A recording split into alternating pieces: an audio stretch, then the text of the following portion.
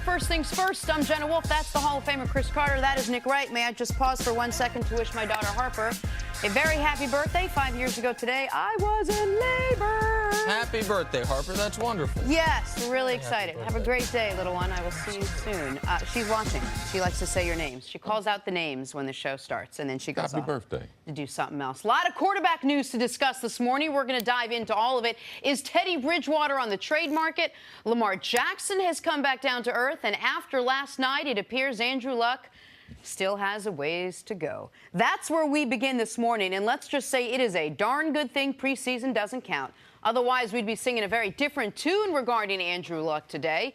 In his first home game in nearly 600 days, Luck wasn't so lucky. Had a hard time finding any sort of rhythm on offense. Completed 6 of his 13 passes for only 50 yards.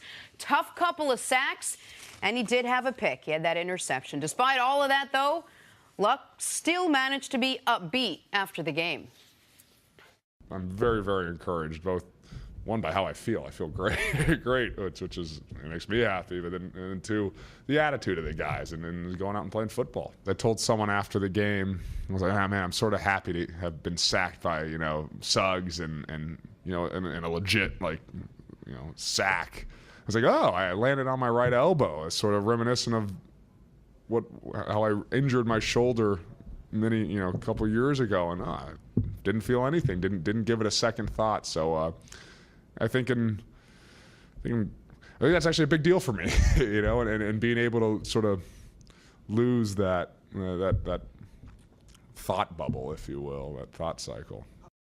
Andrew Luck might have been the only one encouraged when he got sacked by Suggs on that tough shoulder there.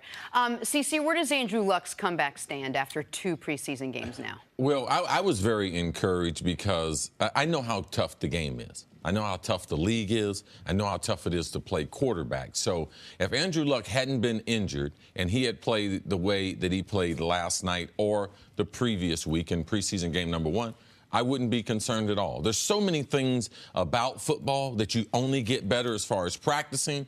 I thought it was good that he was able to go against a defense in Baltimore that's going to be pretty good. I think they're returning 11 starters on their defense. They did not, after the intel from the defensive coordinator, they didn't go into this game, Baltimore, as a regular preseason game. They were going to blitz a lot. They were going to play a number of different coverages compared to other. So this test for me, for Luck, I thought was a good one. There's a couple things. One, he mentioned the sack by T. Suggs, and it was good because he gave us insight in on what a lot of athletes feel, but they don't tell us the truth. Hey, you're coming back from injury. Are you concerned? No, not at all. Don't think about it. No, Luck told us the truth. We all think about it, and it was nice that he was able to because it was a sack very, very similar to something he got hurt on before. And that's typically where you land on the elbow, the defender's holding your arm down, and then your shoulder subluxes or comes up. So he felt very, very good after that. So getting through that, that's a huge hurdle for a returning athlete. I also saw in the red zone where he tried to force the ball in on 3rd down.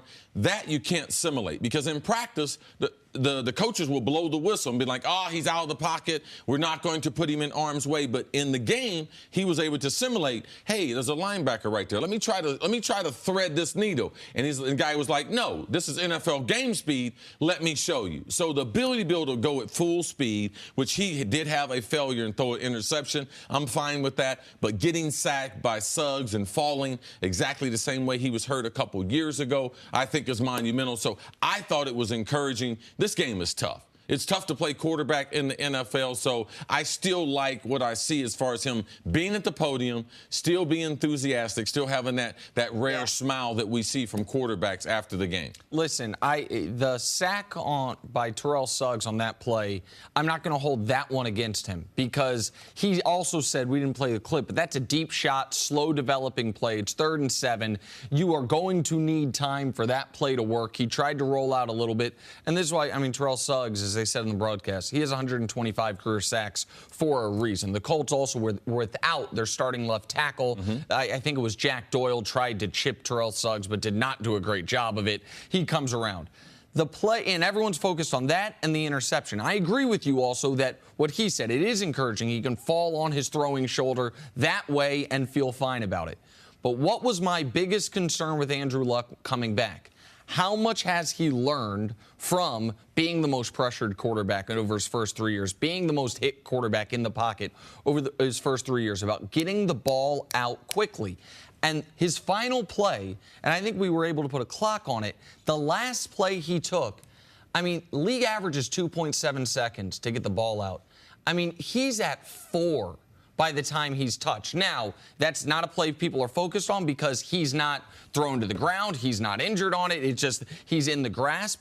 But they pointed it out good from the other angle on the broadcast. He had his running back coming up open in the flat. You can kind of see it there. He had another option. That's the type of thing that Andrew Luck has to avoid. That's the play that was more concerning to me than the Terrell Suggs play, which is going to happen. He had ample opportunity to get rid of the football there and did not do it. Is that rust, CC? Is that just getting the feel of the game back to you, or is that just a fundamental flaw? I mean, we see guys play that way that have played without an injury. So we can make an excuse and say it's rust. It's part of playing the game. In that situation there that Nick talks about, too, it's third down a little bit longer. He's trying to – because everyone in football is like, get the ball out of your hand, get the ball out of your hand, get the ball out of your hand.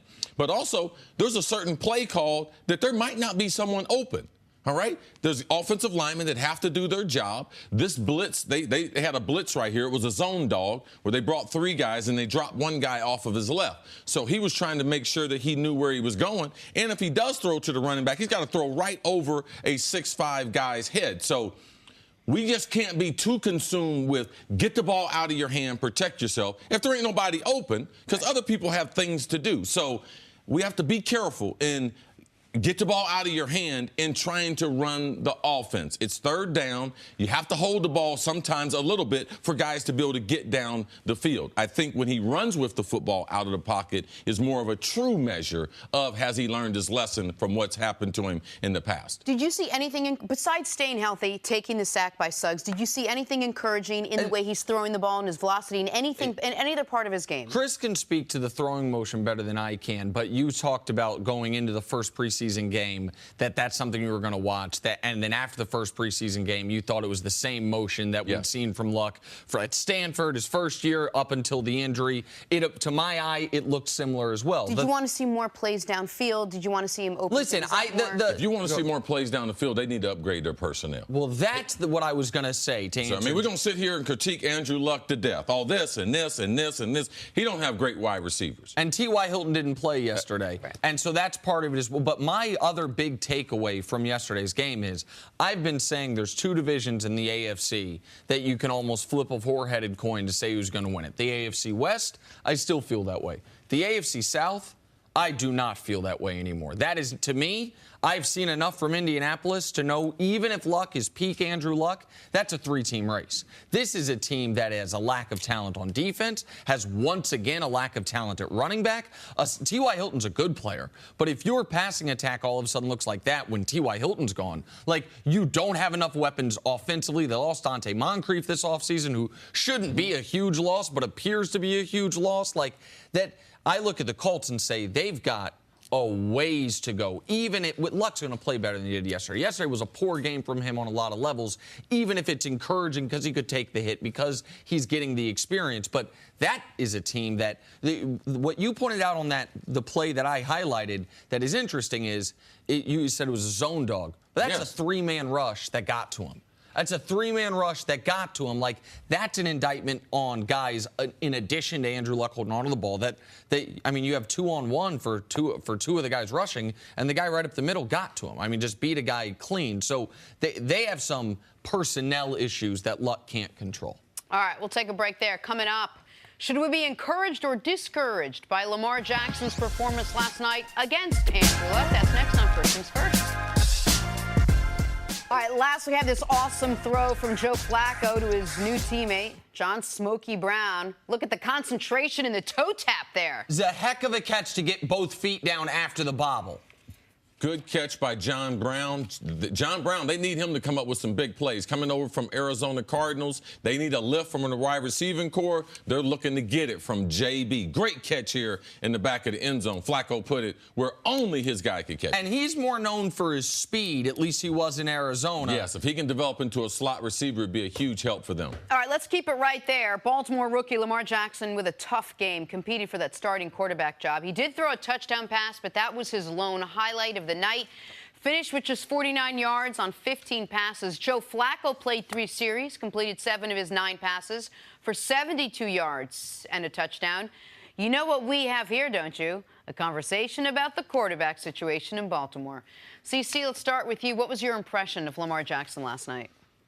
Well, I mean, if we're going to be fair to Lamar, we have to understand he's going to struggle in the NFL, especially just pure straight drop back and just reading the coverage when he recognizes which guy is going to be open and throwing the ball down the field. He looked like the quarterback that we thought from Louisville that he would look in the NFL. He's adjusting to the speed of the game, but what I might be a little more concerned about is how much he watches the rush compared to watching the routes down the field.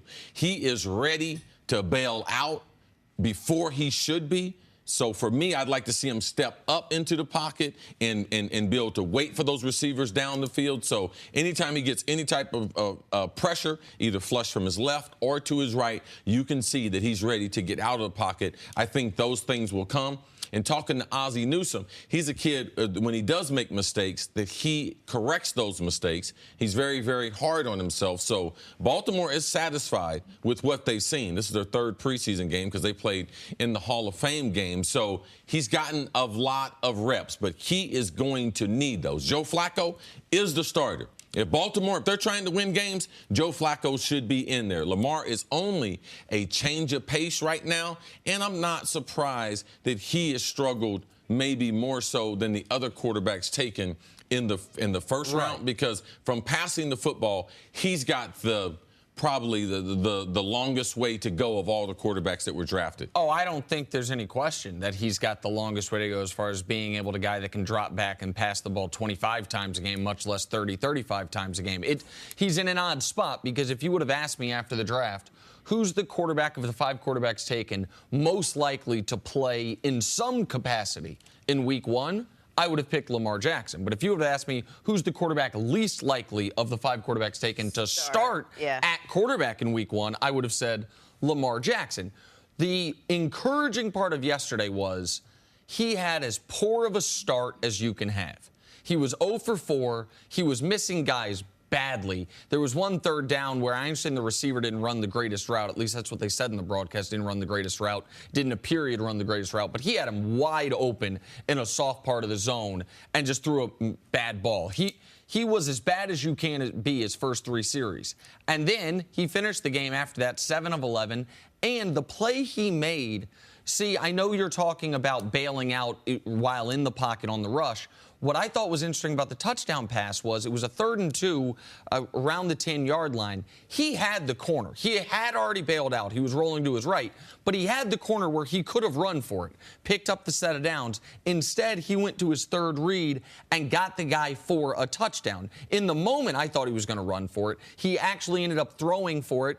If he would have run for it, it wasn't going to be a touchdown. It would have been a first down, but not a touchdown. That was encouraging, but it's going to be a lot of, oh, that's nice, mixed in with a lot of, okay, he is very raw throwing the football, and he's going to bail out more than the other guys because he's the best athlete of any of them. So he has more reason to believe that, okay, if I do bail out, it can still be a positive play, but we know long-term that's a good way to get hurt, and we haven't seen guys who do that repeatedly be high-level successful NFL guys. So that's interesting, this idea of pocket discipline as being one of the things he really has to focus in on. CeCe, how hard is that to teach a young guy?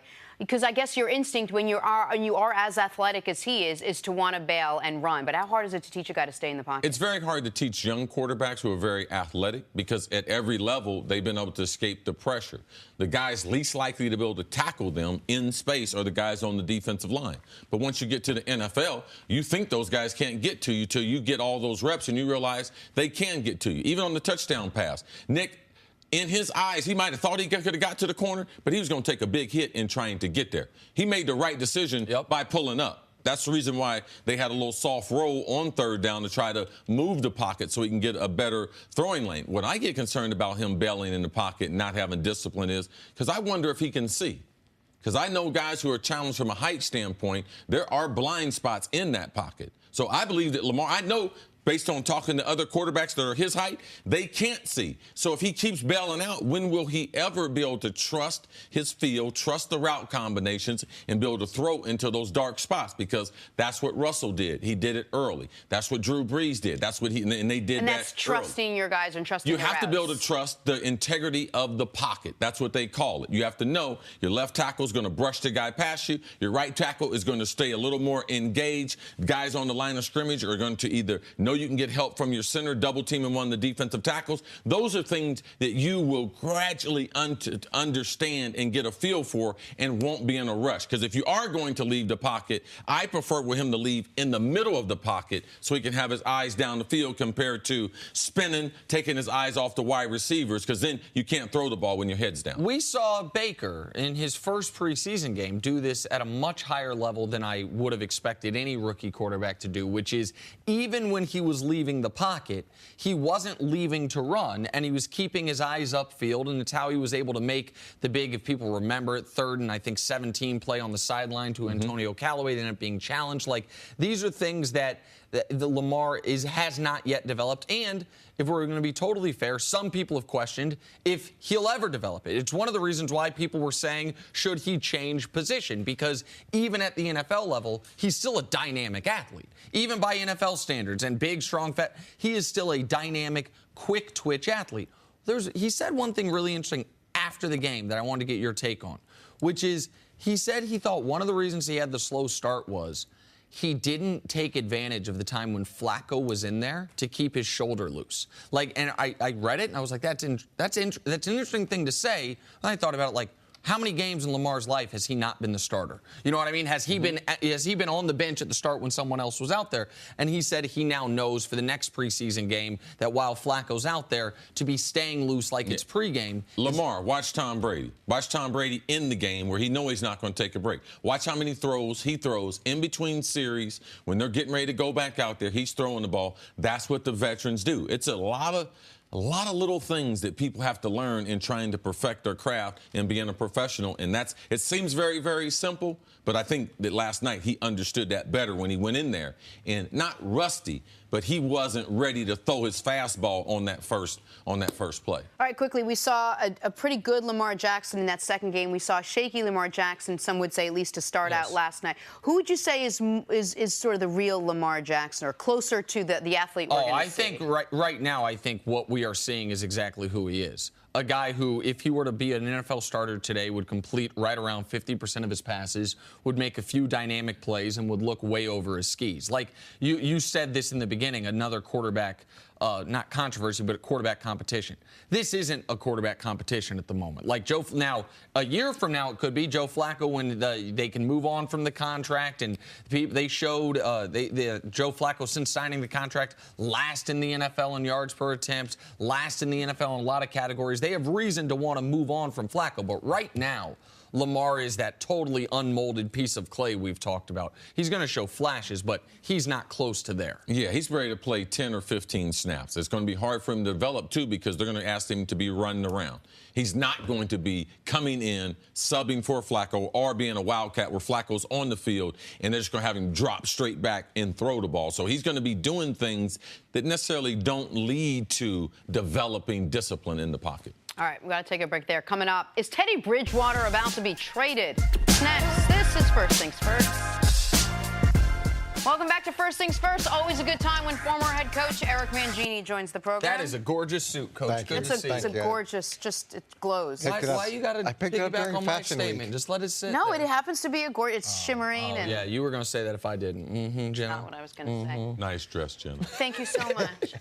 Coach, as you tell me all the time, 37 is the new 27. I never knew what you meant, and now I do. Eli Manning just turned 37. Feels as encouraged as ever, coming off a disastrous last season. As a result, the Giants were gifted the second overall pick. They chose running back Saquon Barkley.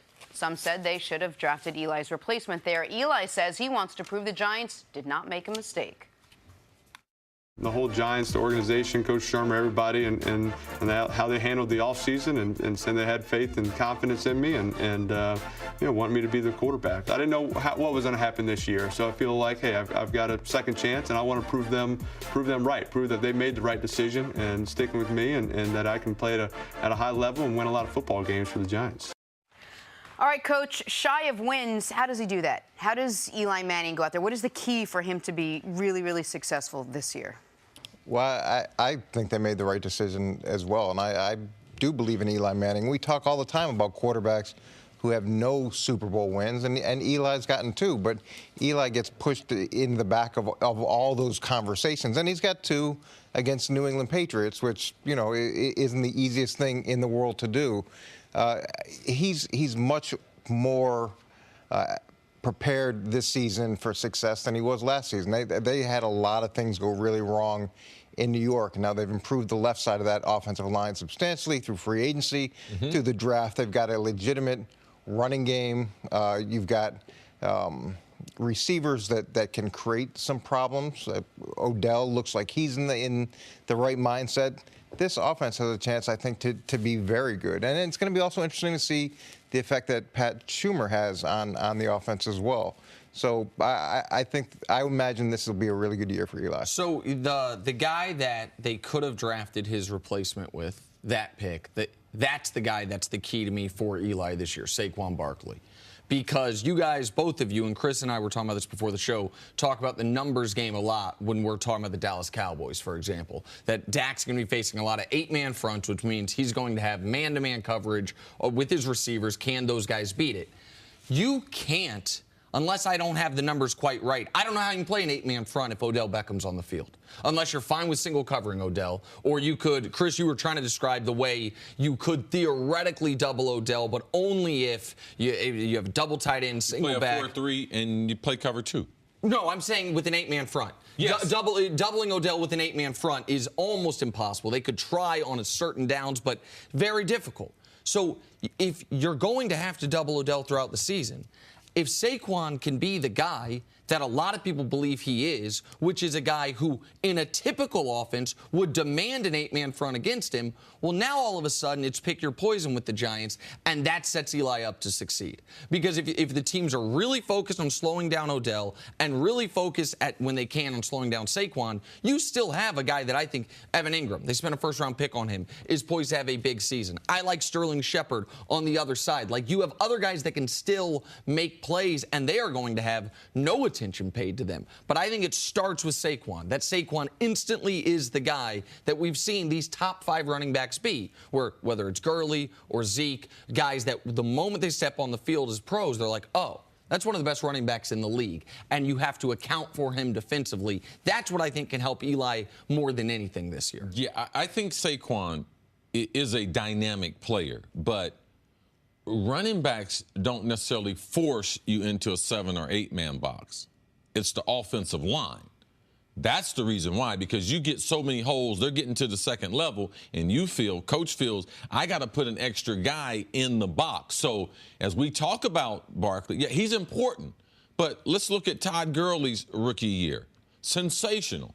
What about his sophomore season? Not good. Offensive line wasn't good. Then they went out and got Whitworth from Cincinnati. He solidified their offensive line, and then he's back on MVP candidate. So you can't talk about Barkley without talking about that offensive line. And the offensive line concentration should be from the center to the right guard and to that right tackle.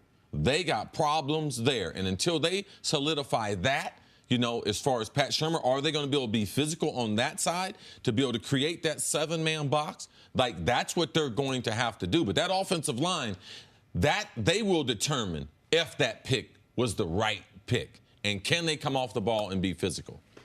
Can you just talk a little bit about Eli Manning's trajectory a little bit? Was last year sort of an outlier year because of everything that went wrong? Or do we generally see quarterbacks that have a bad year turn around at this age and have a great year again? I mean, how do you game plan how he's going to be? Well, Chris brought up the right side of the line, and that still needs some improvement.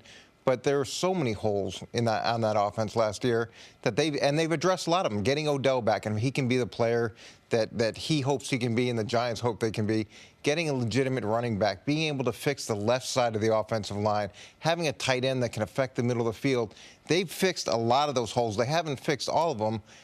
There were so many issues. It was hard to really address one. And yeah, you plug one, water shooting up over here. Yeah, and it just becomes a situation it where was an odd you're season. managing it. So it's not as if we're trying to determine where Eli is going to be after that season. It's what were we thinking about Eli Manning maybe before last season if the Giants had been healthy.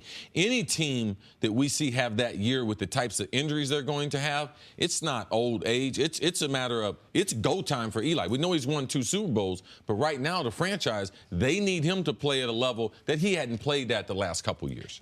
Well, let's also add in the fact that the defense wasn't very good. The defense, they spent a ton of money on. They expected a lot of really good things from it. But the Giants were behind in a bunch of games. So not only do you have problems, but now you're limited in what you can do because you're chasing points. So it's not even like you can maintain the balance between run and pass. That was taken away in addition. So all those things combined really put them in a difficult spot. I would imagine you're going to get a much more realistic picture of where Eli is in his career this year than what we saw last year. I think we will as well. And no one can take away the 2 Super Bowls, and he might already have a minted gold jacket. I get all of that, but none of that helps him this season. And Coach, you're the one who taught me this. For these top flight quarterbacks, you don't get to have everything perfect. He's got one of the best wide receivers in football. He's got, I think, going to be one of the best running backs in football. Got a first-round pick at tight end. Got a high draft pick at the other wide receiver position. Got the highest paid left tackle in the league. Got a second-round pick at left guard. Like, okay, the right side of your offensive line has problems for this season. Nobody's got the perfect offense. If this offense isn't dynamic, unless Saquon is not at all the guy we think he is, or they have the spate of injuries again, it's going to be on number 10. That doesn't change what he did against the Patriots in those 2 Super Bowls. But I think that's fair. Like, we've talked a lot about quarterbacks that are these top guys, but they need this, they need that. Eli's got nearly all of it. Like, they gave him the left tackle this year. They drafted the running back instead of fortifying the defense, trading back in the draft, drafting his replacement. Odell's back. I don't know of many quarterbacks in a better position to succeed going into a season than Eli Manning is. Well, you also have to look at the fact that it is a new offensive system, and he is working with a new philosophy and a new head coach. So there is going to be part of this, especially early in the season, where they're figuring out each other, and they're trying to understand what makes the other part work and what makes it work really well. So I would imagine early on there may be a few bumps, but you're right. He's gotten a lot of really positive things that he didn't have last year, and that's why I agree with you that we're going to get a picture of who Eli is at this point in his career with this group offensively. I think Eli is going to have like the comeback player of the year type season. Wow. Yeah. Well, I mean, Odell's going to get him 1,400 yards. That's going to get everything started. They're going to be able to run the football. Like, the Giants should be back. I like Evan Ingram, too. I think he's going to do a really good job. That's one of Nick's guys, too. Yeah, I think he's got a chance to have a breakout season. Yeah, okay. Oh, you know what? You All right, scratch him off because I like him. That's off nice. my fantasy team. Coach, stick around. Coming up, are the Cowboys setting up Dak Prescott to fail? That's next on First Things First. Moving on to football now, Doug Peterson had some interesting things to say about another team. In his new book, Peterson was critical of the Jaguars' lack of aggressiveness in the AFC title game. When the Jags knelt before halftime, Peter said, quote, "If they lose this game, this is why." Nick, is Peterson out of bounds here? I don't think he's out of bounds because I appreciate the honesty. It's his book. He can say what he wants. I think it's odd for a coach to criticize another coach's coaching decisions that shortly after it happened when they're both going to have to go up against each other. But I don't blame him for it. I will say this. In real time, I didn't think they were making a mistake. I didn't trust Blake Bortles either. I thought the Jags were in great position going into halftime against the Patriots. They just couldn't close the game. Yeah, I love Doug because that's the way he was coaching his team. Every season is different. Every team is different. He had to have that approach, and we saw that when he let Nick Foles throw the ball and throw it often in the NFC Championship, and we saw that in the Super Bowl. That's why they won, because they were aggressive throwing the football. So I like it because he followed it up. All right, Adrian Peterson signed with Washington this week and had some interesting comments For his naysayers, Peterson said his doubters, quote, don't really know anything about football. What do you think about that, Cece?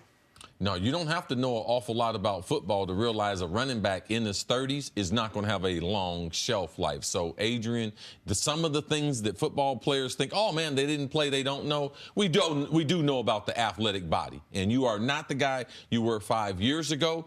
I believe it will be challenged to be 700-yard rusher this season. I just hope that he's able to stay healthy. He's had a great career. I hope that he's able to have the type of year he would be satisfied with. Listen, I think 500 yards would be an impressive year from him. He only needs 40 to move into the all-time top 10 rushing. And that's huge. And to pass Jim Brown, that'd be great. I understand this mentality, though. This is the mentality that made him the best running back in football the first day he stepped on the field, the best running back in football 6 months after blowing his ACL. That mentality has gotten him here. Eventually, though, the doubters are proven right on a long enough time frame.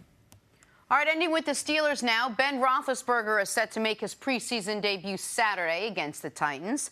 Big Ben says his arm feels stronger than it ever has. Cece, what do you make of Roethlisberger's confidence entering year 15? Well, I'll play 5 more years. I'm in the best shape of my life, and my arm is a certifiable rocket these days. I think I told you guys that this is what good and great players do when they want to send the message to the organization or to teammates that, you know something, I plan on being around. Or if they are concerned about a contract, the only way that you can justify that is, hey, you know, I don't know how long I'm going to play. I'm feeling pretty good. Hey, you know something? I came in here to work this morning and I feel stronger than ever. Yeah. Like, yes, but can Ben be consistent? Last year, after a bad game, a reporter asked him a question, maybe just flip comment, or maybe I should quit the game, maybe I should give up. A couple off seasons ago, don't know how long, much more longer I can play this game. I'm banged up. Just be consistent, Ben, with your message. He's one of the best quarterbacks that we have seen play in the NFL. He can play a long time. Absolutely. He's a freakish athlete. He is built like the old throwback quarterbacks, and he has kind of maintained, or lack of maintained, the fitness level a lot like the old throwback quarterbacks did. The thing you mentioned about the contract, I do think is noteworthy. He's got 2 years left on his deal. He's the 12th highest paid quarterback in football this year. Next year, he's scheduled to be the 12th highest paid quarterback. Typically, you don't make franchise quarterbacks play out the final year of their deal like Drew Brees has, but typically that doesn't happen. It's hard, though, for his agent to go to Pittsburgh and say, give Ben a contract extension when he is saying, I don't know how much longer I'm going to play. He's now saying best shape, best arm, 5 more years. Now his agent's in a better position midway through the season to go to Pittsburgh and say, hey, let's start working on a contract extension, a little more money. So I think that has part to do with this as well. 36-year-old Ben Roethlisberger wants to play 25 more years of football.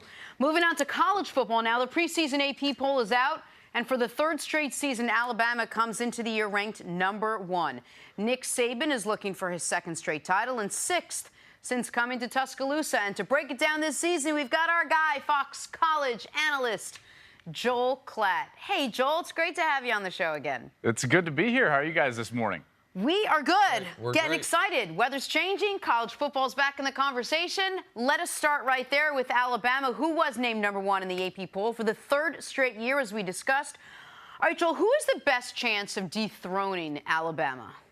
It's a great question because not many have been able to step up to that plate and actually do what you just asked, which is dethrone Alabama. You know, at some point during every season dating back to 2008, they have been #1 in the AP poll. They're going to start there this year. They start there for the 3rd straight year, like you just mentioned. This program is on a different level right now. We've never seen this in the history of college football, the level of dominance that Nick Saban and Alabama are showing. He's 66-4 at home in Tuscaloosa since 2008 with 5 national titles, which means that in 10 seasons of football, he's got more national championships than he does home losses. It's incredibly difficult to dethrone this team. The Tide are phenomenal. They're the elite program in the country. If there were a couple that I was looking at this year, it would be Clemson and Ohio State for very different but specific reasons. Clemson, because their talent level is at or near what Alabama's is, and they're going to have maybe the best defensive front that we've seen in college football history, with 4 guys that will likely get selected in the top 2 rounds in the NFL draft, maybe 3 all the way up into the 1st round. And then for Ohio State, I actually think Ohio State's going to look much more similar to what they were in 2014 with a vertical passing threat, Dwayne Haskins as their quarterback, and a great running game really with J.K. Dobbins as the lead back there. So those are the two teams that I'm looking at that could possibly have the talent and the blueprint to go out there and beat Alabama. Joel, there's probably 5 maybe quarterback controversies or 5 quarterback battles of the teams in the top 10. Let's go back to Alabama. How do they resolve that quarterback controversy that they have there? Because I would say that's the most explosive one in college football. Yeah, I've got a couple of guys that I know that are Alabama boosters, and they're actually able to go to practice, and they're sworn to secrecy, but I got them to talk a little bit. Tua is going to be the starter. I fully expect him to be the starter. This is the type of kid that gives them their best chance to win. He throws the football extraordinarily well, which we saw in that national championship game. But I do think Jalen Hurts is going to play this year. See, in this day and age, it's so rare for a guy to go out there and not get hurt. So whether it's play or injury, I think both guys are going to have to play in big moments. Now, it needs to be noted that Jalen Hurts is the safer choice. Remember, Nick Saban does not want his quarterback out there taking chances. And last year in the national championship game in the second half, Saban was forced to play Tua. So he had to live with the bad interception. He had to live with the terrible sack because he got really the icing on the cake with that 2nd and 25 strike down the left sideline for a touchdown in overtime. But how long does Nick Saban live with those type of mistakes, even though Tua is the more exciting and talented passer? We'll have to wait and see. All right, let's talk about the last team that actually did dethrone Alabama, Clemson. They also have a question at quarterback with Kelly Bryant and touchdown Jesus, but they also then have 3 potential top 10 picks, as you mentioned, playing D-line. How much does their quarterback situation even matter when you have that talent up front, and who do you think wins that battle? Well, here's another interesting aspect, because these battles are not what they have been in the past. Nick, remember, this year the eligibility rule changes. And players can play in 4 different football games and retain their red shirt. So if you're Dabo Swinney, why in the world would you name a starting quarterback? You can essentially allow the battle to happen throughout the entire month of September, then land on the starter and still retain a red shirt for a guy like Trevor Lawrence, if in fact you go with Kelly Bryant. So this is why we're seeing so many teams go into the season without naming a starting quarterback. It's because you can see it play out on the field. Now, in week 2, they're going to have to go to College Station. They're going to have to play Texas A&M. I think leaving College Station, we're going to know everything we need to know about Clemson, in particular on that defensive side, and more in particular at the quarterback position. But I have a hunch that Trevor Lawrence will be the guy long term. I've seen him play. The guy's a phenomenal player, and a lot like Tua Tagovailoa for Alabama, this is the type of guy that gives him a little bit different dynamic throwing the football down the field. Joe, let's move over to the Big Ten. You talked about Dwayne Haskins, what is some of his ability. Although Cordell, we saw that in 2014, them throwing the ball down the field. What about the distractions that the Buckeyes, Buckeye Nation right now, we don't know what's going to happen. Not a lot of words are coming out of Columbus. What's going to happen with Urban Meyer, a very, very good friend of mine. How do the Buckeyes handle that this year, Joe? Well, I mean, we're going to find out today. Obviously, the Board of Trustees meet today, and they're going to essentially give their recommendations upon what's going to happen with the personnel there within the athletic department. But having said that, if you would, and this is what's so difficult about a situation like this, no matter how terrible the situation is, there's still the ability to analyze the football. And let's face it now, these kids tend to be more resilient than players in the NFL. And one of the reasons is because this is their sanctuary. This is where all of those distractions can kind of go away, is when they get into the building and when they get onto the field. You see, I was actually a part of a very similar occurrence back in 2003, 2004. Gary Barnett, my head coach, was suspended for a spring while they looked into allegations, a wide range of allegations at the University of Colorado. And I can tell you that because all of the things that were happening in the media were outside of football, that our team felt it's most comfortable on the field. And I think that's where Ohio State's going to feel they're most comfortable. This is one of the most talented teams in the country. I think that they're going to challenge for the Big Ten and the national title this year. And even with all of those distractions, because of those distractions are off the field, I think football can be a sanctuary for those kids. All right, Joel, let's talk about Ohio State's arch rival, Michigan. Now that Jim Harbaugh has chosen his quarterback, Shea Patterson, we talked about this a little earlier on in the show. How much pressure is Harbaugh under now in year 4? I think he's under more media pressure than he is internal pressure at Michigan. The fact of the matter is that Michigan is in an exponentially better spot with Jim Harbaugh as their coach than when he was not their football coach. This is a program that has competed at the top end of the Big Ten, even if they haven't won that division and ultimately a conference championship in those years. They were a drop punt snap and a poor snap away from essentially being in the playoff maybe in a couple of those seasons, and that's with some pretty average quarterback play. You go into this season, this is going to be a top 5 defense in the country led by Don Brown, their defensive coordinator. He's got the most talented quarterback he's had at the college level since Andrew Luck and Shea Patterson, the transfer from Ole Miss.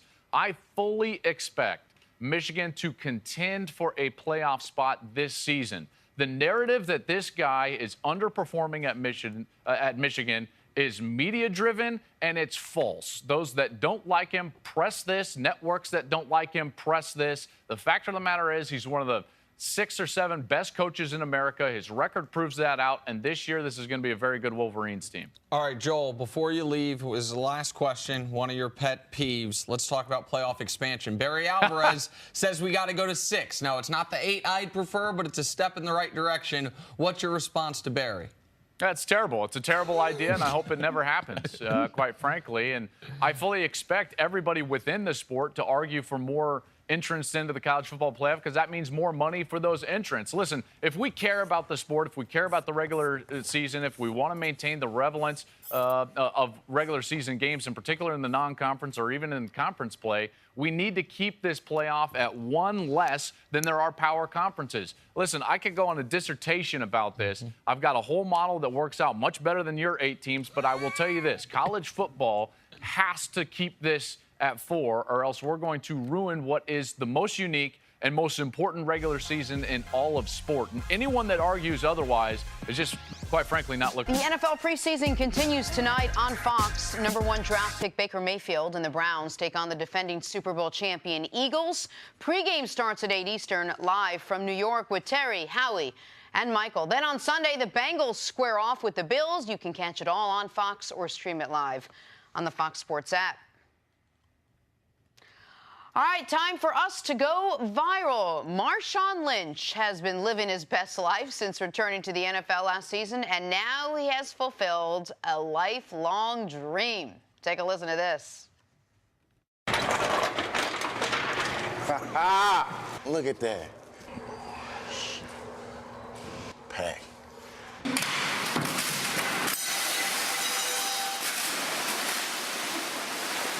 Mama, we did it. This is huge, bro. My face is on this pack of Skittles. This is dope. Who's having a better life than Marshawn Lynch? He's so happy, honestly. Man. I love this guy. And I love the return of Marshawn Lynch because they didn't let him have too much fun. In Seattle. Yep. The relationship with the media and all that. See, that's why all guys shouldn't do interviews. Just let them do themselves. I try to tell Roger Goodell and the people at the NFL office, man, just let them utilize their personality. Some of them don't have personality. He had one. Right. But that whole interview thing. He has to be comfortable. If he feels like he's allowed to be himself, you will get a better, more honest version of an athlete than we get from almost anybody. But that's not coming in the setting of both teams played hard. I'm here, so I just won't get fined. Also, 75% of the fun things we've done on the show is thanks in part to Marshawn Lynch. He's the best, man. Man, a big kid. People should know, if you're ever in Oakland and you see just maybe driving through the hood, a red carpet and one of those velvet ropes in front of a Lamborghini, that's because when he's driving his Lamborghini in Oakland, when he parks it, he takes out a red carpet and a velvet rope and sets it there. I love this guy so much. He's the best. All right, time now for some stories to start your morning. Thunder forward Jeremy Grant is tired of people saying that Russell Westbrook isn't a good teammate. He called that narrative ignorant. He said, Russ is a great teammate and a great person, and players obviously want to play with him. All right, Nick, what do you make of Grant's comments about Russ? I absolutely love them, and I wish the media, sometimes the media is so arrogant that we just disregard what is a consensus amongst the guys who have played with Russ. Even Durant, through his burner account, said it was just KD and Russ. Like, who's the next teammate to say I hated playing with Russ will be the first. We know he's an inefficient player at times. We know sometimes he shoots the ball too much. But his teammates love him, and that has to matter. We go to the pros because they can add a perspective that we don't know anything about. Russ, the guys that play with him, they enjoy playing with him. He plays as hard as you would ever want a human being to play the game. I could play with Russ. And he's endlessly loyal, and his teammates appreciate that. And just change his wardrobe just a little bit. Moving on to the NFL, where one of the league's best defenses got even better. Vikings signed former Bengals safety George Iloka after Cincinnati cut him last week. Pro Football Focus ranked last year as Iloka's best season as he allowed just a 68.4 passer rating. All right, Chris Carter, what do you make of this signing by Minnesota? This is one of Coach Zimmer's guys that he coached in Cincinnati. So you can bring a guy in. This defense, I think their secondary is ranked coming to the season the 6th best secondary in the NFL. He's another safety. Now they have 3 safeties. We know the All-Pro, Hitman Harrison. Santiago's a really quality safety, but Ioka is a better safety than him. They will play a 3-safety nickel defense sometime compared to playing a nickel defense with 3 cornerbacks. The key here is Mike Zimmer. I think he could have gotten a little. He's doing this for the minimum. I think the Houston Texans would have given him a couple $1 million. I think the Kansas City Chiefs, who are a little nervous about how Eric Berry's going to look coming off that Achilles. They have an injury to Daniel Sorensen, would have given him a couple $1 million. He wanted to get back with Mike Zimmer. Yes. And he wanted to be able to compete for a championship. This is going to be the most impactful late August addition any team makes. This is a really good player they got for nothing. All right, Cardinals rookie quarterback Josh Rosen sat out of practice yesterday after banging his thumb on a helmet earlier in the week. It was the thumb on his throwing hand. The team is hopeful Rosen will play against the Cowboys on Sunday. See if Rosen can go. What do you want to see from the rookie in his 3rd preseason game? I want to see him continue to build on it. That's kind of been the theme for these other young quarterbacks in the 3rd preseason game. They're going to probably see a few more exotic defenses. But also, I believe things like this for younger players, Nick, it will help them moving forward in their career. That's what I was going to say, is that just like we said that Andrew Luck getting sacked by Suggs actually could have been a good thing because he dealt with it. Man, how many times in NFL seasons do you see a quarterback hit his thumb on a helmet, and it's not that he's got to play the next week. He got to play the next down. And so for Josh Rosen, he sat out practice, so he didn't have to do with it immediately. But he's going to be playing games at less than 100%. Yes. He's going to bang his hand on helmets. He's going to get sacked and have a sore elbow, and he's got to play through it. To be able to do it in a game that doesn't count as part of preseason, that's excellent experience. Remember last year we saw Brady play with the lacerated hand. Right. All right, the Cowboys have announced that Dak Prescott and Ezekiel Elliott won't be playing Arizona. Zeke hasn't played all preseason. Dak has played just 4 series in 2 games. But Jerry Jones noted the injuries to Zach Martin and Travis Frederick as reasons he doesn't want to put his 2 stars in harm's way. See, what do you make of the Cowboys' decision to sit Dak and Zeke? Yeah, there are times during the preseason where you have to adjust to what's happened. And we play a collision sport. And when you've lost 2 of your valuable assets on the offensive line, Jerry is doing the right thing, because it wouldn't be smart to put Dak in there with the offensive line with a couple replacements in there. We've seen Dak. He's played well enough. Now, yeah, would we like to see, and going to his 3rd year, for him to play the last 2 games, at least maybe a half, or a half in the 3rd game and a quarter in the 4th one? Yes, in a perfect situation. But we don't want that with replacements on the offensive line, because if they start the season without their quarterback, okay, if you're a real Dallas Cowboy fan, tell me who their backup quarterback is. I mean, I'll tell the audience. Cooper Rush. I mean, it's that type of situation. He's not proven. If we talk about, man, the wide receivers, we're worried about them. You don't want to see no Cooper Rush in the game. The Cooper Rush Cole Beasley combo, it belongs in the CFL, but not the bricks, NFL. Nick, the bricks. And so like that's the key here, because in a perfect world, Dak is playing in the preseason, because getting on the same page as Allen Hurns, getting on the same page as Michael Gallup, the 3rd-round pick out of Colorado State, those would be valuable game reps, particularly in 3rd preseason game. But Travis Frederick's dealing with a real health issue we learned about yesterday. Zach Martin's dealing with the knee, so they're not going to be there. That's Dak's side of things. Zeke's side of things is, Man, I would set the over-under at career carries in the preseason for Zeke moving forward at like 12. The rest of his career until he is, if he's ever coming off a major injury, something like that. Like star running backs in this league, once they are star running backs, are used sparingly in the preseason. We seen Todd Gurley this preseason? No. What are your great Emmitt Smith in the preseason memories? Nothing. Like, I mean, these guys, you only have so many carries in your body at that position, and you don't need. This is the one position, I don't want to say you don't need to practice. I know practice is important.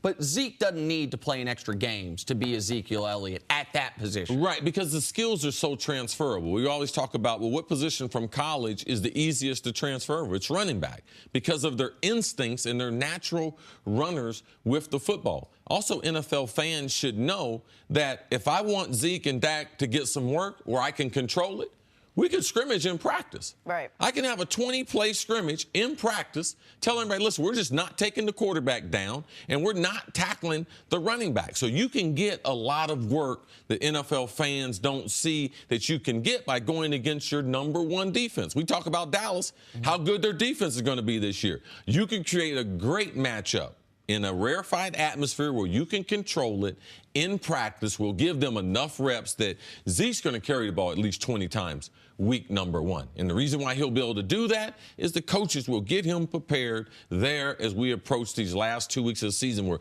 they will have ones-on-ones a lot in practice. So you're not that concerned, not about Zeke, but about Dak not playing in the next. I'm not concerned because it's the right decision based on where the team is right now. You're going to see some other starters be pulled from that lineup also. All right, moving on. After a 2-week investigation, Ohio State has suspended Urban Meyer for the first 3 games of this season. The investigation found that the Buckeyes head coach mishandled domestic assault allegations made against his former assistant, Zach Smith. The university also deemed that Meyer misrepresented his knowledge of the situation during Big Ten Media Day back in July. The embattled OSU coach met the media last night. Take a listen. I'm fully aware that I'm ultimately responsible for the situation that has harmed the university as a whole and our Department of Athletics and our football program. I want to apologize to Buckeye Nation. I followed my heart, not my head. I fell short in pursuing full information because at each juncture, I gave Zach Smith the benefit of the doubt.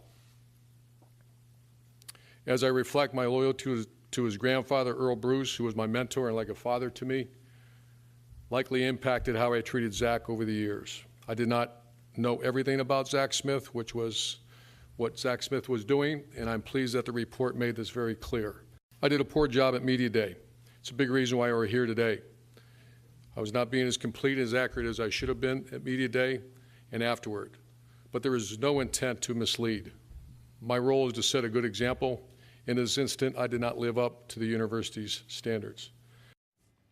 So the university released the following statement. Although neither Urban Meyer nor Gene Smith condoned or covered up the alleged domestic abuse by Zach Smith, they failed to take sufficient management action relating to Zach Smith's misconduct and retained an assistant coach who was not performing as an appropriate role model for OSU student athletes. Permitting such misconduct to continue is not consistent with the values of the university and reflects poorly on Coach Meyer, athletic director Smith, and the university. All right, Chris, let me start with you. What was your reaction to all of this?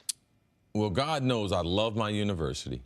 And for those who don't know, Urban Meyer is a very, very dear friend of mine. Him and I are very, very close. I've been knowing his wife for over 30 years, basically. Urban coached me at Ohio State. Urban, first job, he's a Buckeye. He was born in Ohio. His first job was to coach the wide receivers. That was my junior year. That was the year I was first team All-American. The first wide receiver to ever be an All-American in Ohio State. And the story is not about me. The story is to give context to my relationship with that university and with that man. I was disappointed. I was disappointed in the university, and I was disappointed in Urban. I was disappointed that as someone, as a department head, for you not to know the people who you are employing. And, they fooled me because I have had Zach coach a few of the kids who I coached there.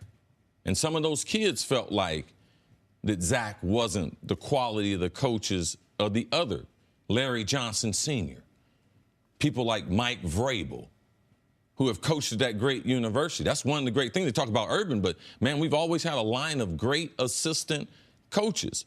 So on many different levels, was I disappointed? Because Urban should have known that. That's his responsibility. But just like all of us, Urban's human. We have blind spots. And he allowed, because of his mentor, Earl Bruce, who also recruited me since I was 16 years old, and he was my coach at Ohio State. So I understand what Urban's saying about his grandson and how Urban was mentored by Earl Bruce. Yeah, I can see all that. But this is not a mistake that Urban Meyer typically makes. Urban Meyer is typically always buttoned up on all these situations. So to me, it was a message to me that even the people who we think we know, we need to continue to take inventory in this 2018, because what happened in 2015, 2009, 12, we're living a different era as far as sexual harassment, domestic violence, all those things. Man, we have to continue to check our circle to make sure that we know the people who are around us. And the last point I'm going to make is all those disgusting things that people reported that Zach Smith did at the White House. I was at the White House. Like, this guy is like, I was there. I was there with the team, taking pictures with the president. Urban called me on stage. Myself and Archie Griffin, the only two-time Heisman Trophy winners. So, man, there's a lot of different levels of disappointment. I thought the university should suspend him for 5 games because I thought he should lose at least 1 or 2 Big Ten games. We play Rutgers week number 2. But no, he should probably miss that Penn State game, which would take the suspension potentially to 5 games. I think that would have been penal. I don't think that he should have lost his job. But I am disappointed in my friend. He's still my friend, though, because for him not to know a person like that, I could see he had a blind spot because he was the grandson of someone who was a mentor to him. And I understand the relationship of you want to take care of your mentor's grandson. The question I had in this situation is, what about your mentor's great-grandchildren? Because those little kids saw their mom getting beat up, allegedly, I'm supposed to say here, and Urban heard that something like this had happened in 2009, reportedly. And I'm big on second chances. You can argue in domestic violence should be no second chances, but I'm big on second chances. Isolated incidents, this is not who I am. When you hear it again in 2015, that's then a repeated pattern of behavior. There's now children involved, and that's where the enormous lapse in judgment that I would argue continued every day from 2015 until Zach was fired. Continued. At Ohio State's practice complex, see, you've been there, they got something written on the wall. It says honesty, treat women with respect, no drugs, no stealing, no weapons. Well, the no drugs, no stealing, no weapons, that seems to still apply. The honesty, Urban had a major misstep with the media, but that treat women with respect, to me, that program has to earn that back. And when this story first came out, I said this, I want to say it again. This is another reminder on a big picture scale that when it comes to domestic violence, almost always, men have the power. And I don't just mean the alleged assaulter. I mean typically the people in positions of power around that person are men. And if any of those powerful men had stepped in at one point in time, maybe this woman's in better shape, maybe her children are in better shape, maybe everyone is in better shape.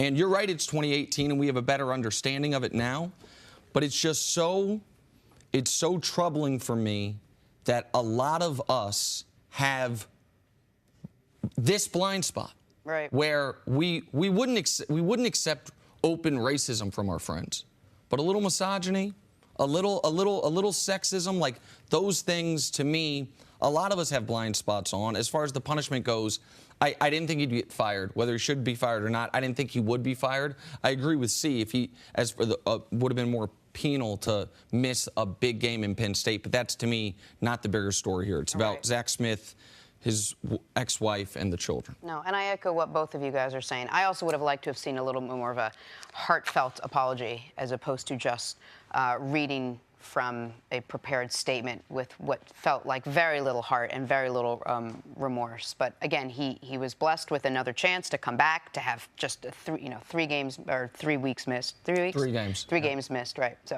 all right, much more on this. We'll have much more on First Things First right after this. Welcome back to First Things First. Look who it is, Super Bowl champ Chris Canty. Hey, Chris, haven't seen you in a while. Thanks for being with us. Thanks for having me. Summer winding down, things are good? Summer winding down, things are not good because my Yankees took an L down in Miami, lost to one of the worst teams in baseball, but it is what it is.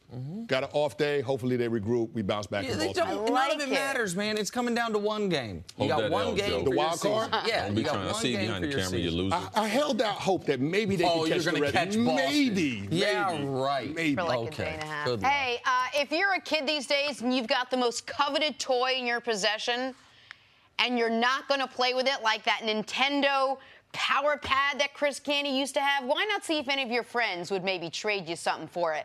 That's where the Oakland Raiders sit with all-pro defensive end Khalil Mack. The Raiders don't seem to want to keep him. At least a dozen teams have reportedly reached out to the Raiders multiple times, the most recent being the Jets. So, Canty, I ask you, should the Jets deal for a Nintendo Power Pad and Khalil Mack? 100%, Jenna. This is one of those no-brainer situations. If Khalil Mack is available, Mike McCagnon has to make the deal. When I had a chance to talk to Mike Mack during the preseason, one of the things I asked him was about his defense and specifically about his pressure players because they don't have a lot of guys that can win one-on-one on the edge on their roster.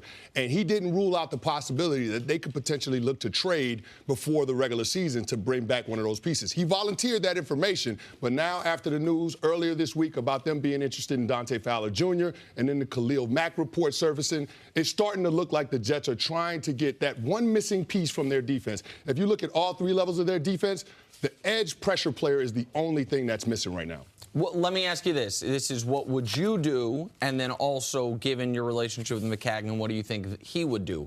The Jets are not going to be good this year with or without Khalil Mack. They're going to be drafting in the top 10 again, I would imagine. Would you trade a first-round pick, which could be not only top 10, maybe top 5 for Khalil Mack, and do you think the Jets would do it? Absolutely, because when you look at what the Jets need, they're going to have the defense be the identity of this team. That's where they have most of their draft capital. And I get that you traded up to draft Sam Darnold, and this year, by and large, is about the development of Sam Darnold. But what's going to help a young quarterback? Being able to have a defense that can create extra possessions and field position so he can take advantage of those opportunities. So that's why I look at it. It's going to be a first-round plus, whatever the compensation is. Because the Jets for Khalil already Mack. don't have a 2019 second-rounder. Because they traded up. That's the key here, or part of it at least, is they've already traded. I'm not saying I wouldn't do it. I just want the audience to remember they were drafting 6th. They traded 6 and 3 second-rounders, 2 this year and 1 next year, in order to be able to move up to 3. So if you trade for Mack, you're not drafted in the first 65 picks next year. That's what the Jets would be looking at. But if you're looking at using a draft pick, you're probably going to think about in the first round a pressure player or a wide receiver, somebody to help Sam Darnold, because you don't have a whole lot of holes on that roster outside of those 2 or 3 respective positions. Offensive line can use an upgrade as well. So yeah, if you're concerned about the draft pick being too high, well, then let me tell you who you'd be drafting.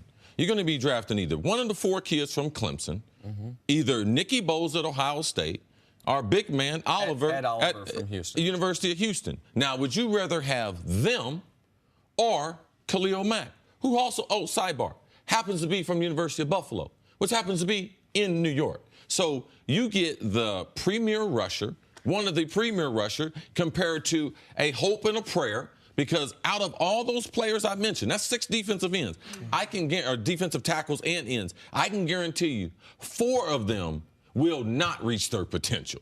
So you're rolling the dice. So that draft pick, man, you can have that draft pick because I'm trying to find a Khalil Mack. So the Jets, with their salary cap room, make an investment in your quarterback, all right, who is your future. Make an investment in your head coach.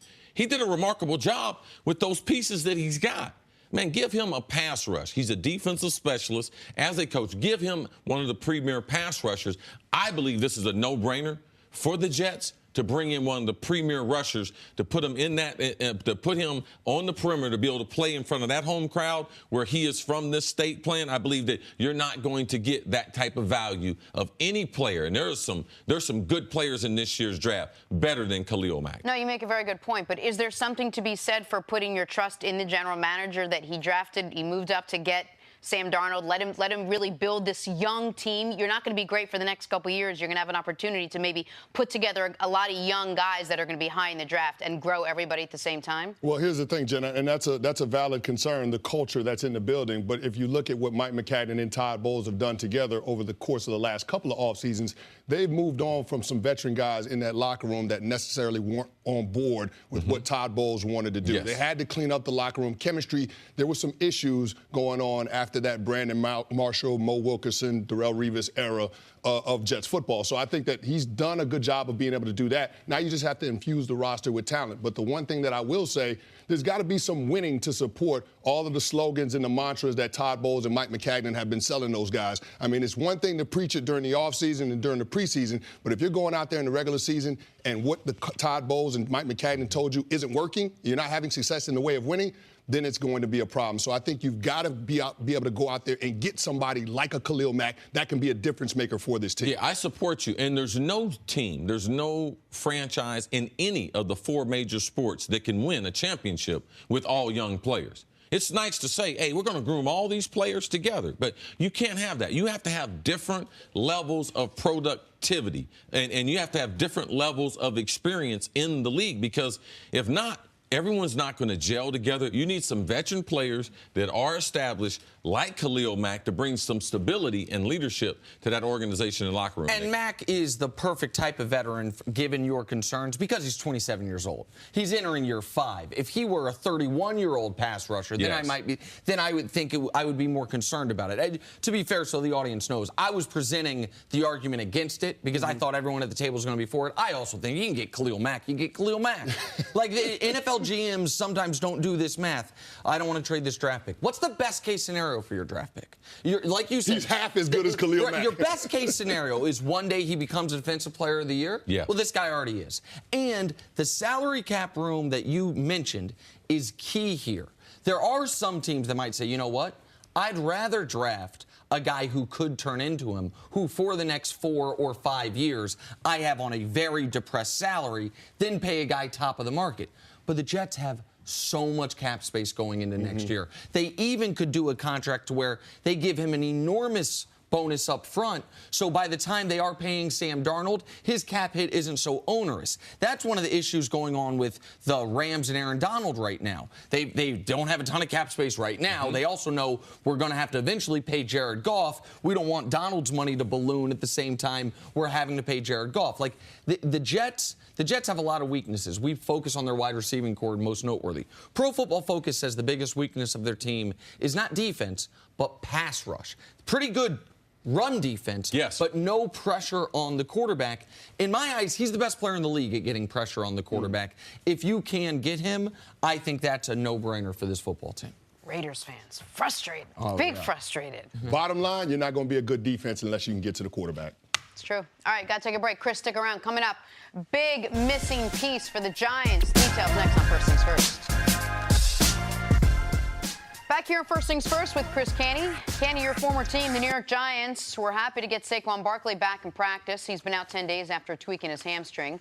While the rookie said he felt good, head coach Pat Shurmur was non-committal when it came to clearing Saquon for Week 1. And Eli Manning made it a point of saying that Barkley missed valuable time with his absence.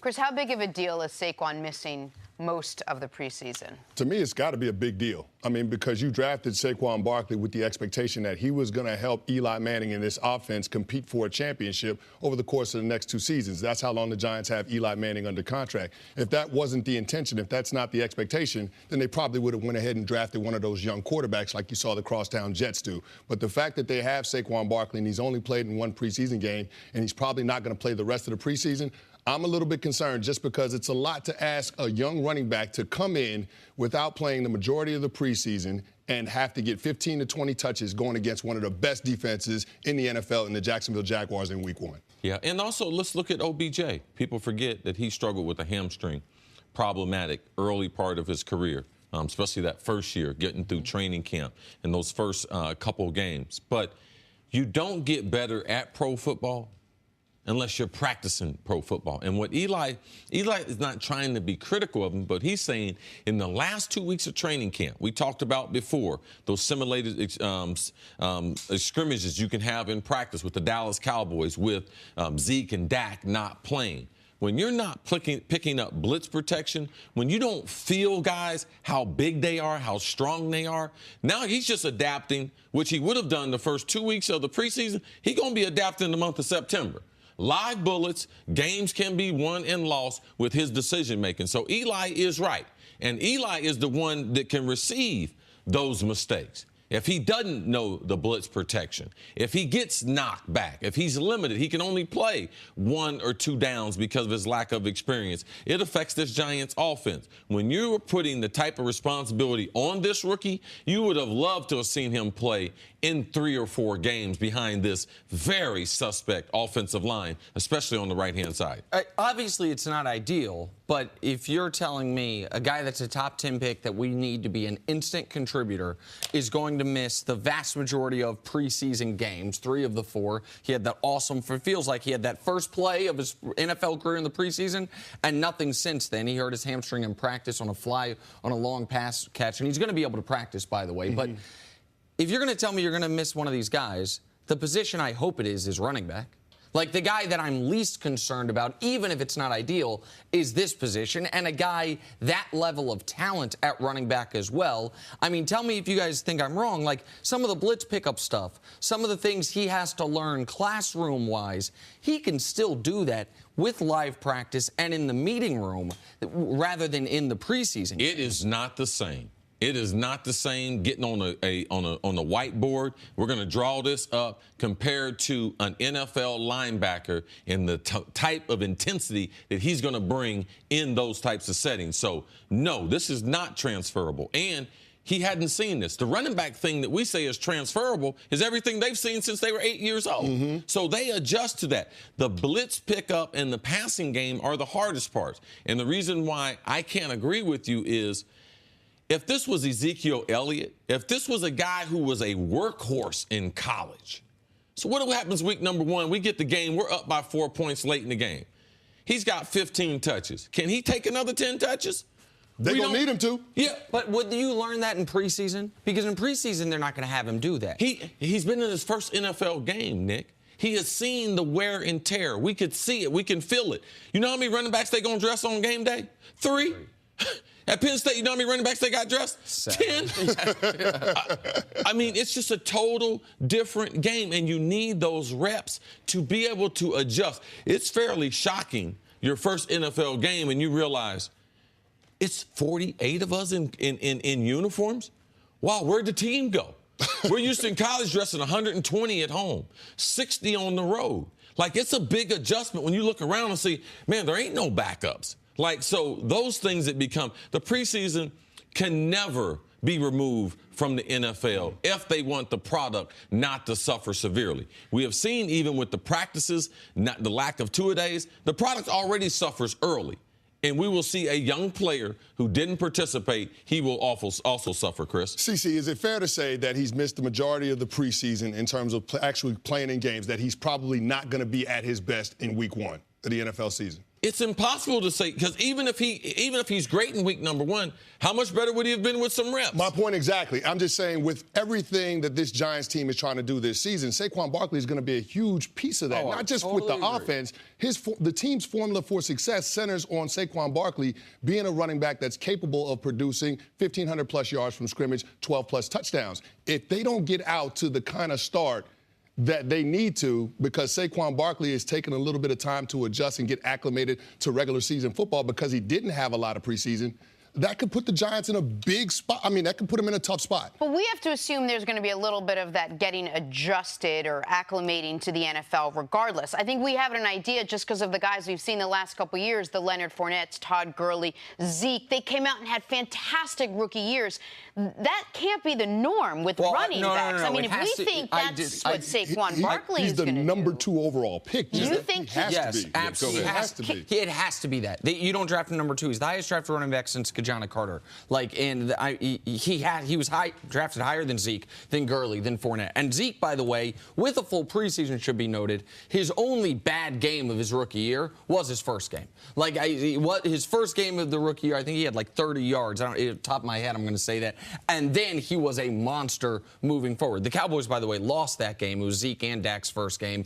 And then they went on from there and went 13-2 the rest of the way. Do you remember, I don't know if it was week number 2 or 3 in the Cowboys' rookie season there that you talked about with Zeke, that he went to Seattle. Not the part about him going to the dispensary during the daytime, but at night when they played the game. Him and Cam Chancellor, remember, they ran into each other deliberately. The confidence that Zeke left that game with and the message that he sent to the league, it was fairly, man, if you're going to run into Cam Chancellor, this guy right here must be serious. So Zeke was able to get that bounce of confidence going into week number 1, which still didn't lead to a great game. I'm sure in talking to OBJ, if he could take something back from his rookie year, he would change the beginning. He would wish he was at training camp practicing more and not having that hamstring hinder his beginning. Listen, what you say that I fully agree with is that every path to the Giants being a 10-win team or competing for the playoffs involves Saquon Barkley being a monster. Yep. Every single one involves, forget Offensive Rookie of the Year. We're talking Offensive Player of the Year in the discussion. There is no way for the Giants to be really good without this guy being great. I feel like, and again, maybe I'm wrong, I feel like the 18 touches that he would have gotten in week 3 of the preseason isn't going to flip that one way or the other. Now, the first week against Jacksonville, that's not the ideal opponent to be going up against. I understand that. I guess my whole point is, Nick, they can't afford to get out to a slow start. They got the Jacksonville Jaguars week 1, then they're on the road against the Cowboys, the Texans, and then back home for the New Orleans Saints. If the Giants are trying to compete for a championship this year, you look at that schedule and say, if Saquon Barkley is not at 100% week 1, their season could be over before it even gets started. Nick, I know you've driven your car fast because I've been in the car when you drive fast and fairly reckless. Okay. You ever been on the Autobahn? What? No. Oh, I have. I've driven on. Jenna, you have? Yes, I have. There's nothing that will prepare you for that. And that's what week number 1 against the Jacksonville Jaguar is going to be like. So I don't know where he's driving now, don't know what speed he's going. But what he's going to see the first week, there is nothing. There is no Penn State football that gets you ready for week number 1, let alone one of the top 5 defenses we're going to see in the Jacksonville Jaguar. Thank you for listening to the First Things First podcast. Remember, leave us a review and tell us what you think. Subscribe to the podcast on Apple Podcasts and catch us on FS1 Monday through Friday, 6:30 a.m. Eastern. For Chris Carter and Nick Wright, I'm Jenna Wolf. So long, everybody.